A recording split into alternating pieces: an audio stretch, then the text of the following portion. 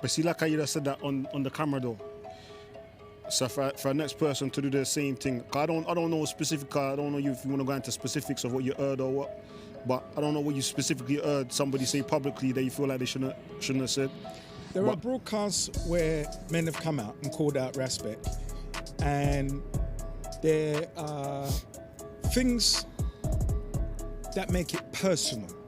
Now, it's not necessary to address individuals, because this is where it does get personal. What I'm speaking about more importantly, because this is going to happen again, is the protocols. It doesn't make sense.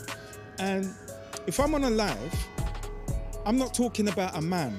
Do you understand? I'm talking about a proposition. Something that is right or wrong, something that requires to be done, or an initiative that we need to get behind. But for me to come and personally attack a man or a woman, that is for kudos. And that doesn't make sense to me. And it's something that we have as a community in particular that is our downfall. Because here's what I'm saying, Carl. I feel like us black people, we lack personal critique, like amongst for our shortcomings, wherever they may be. You get me? And there's a culture of too many yes men. Like people wanna be surrounded by yes men, and me, like trying to put myself in a position of an outside observer. It's like raw. If I identify a weakness in my brother, or my brother identifies a weakness in me, I want encouragement to absolutely bring that to my attention, rather than I go outside and my open enemy sees that and be like, right, you don't even know that. He's got this little chink in his arm. Nobody's seeking to circumvent accountability, because the first thing I will do is reach out to the man involved, and I did that. I did that on Friday night.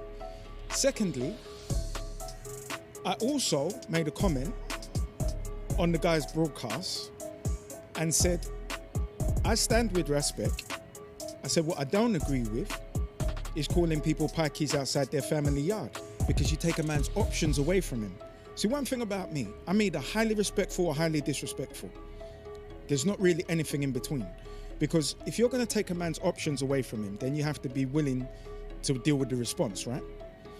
So when I talk about not seeking to circumvent accountability, I'm not talking about groupies.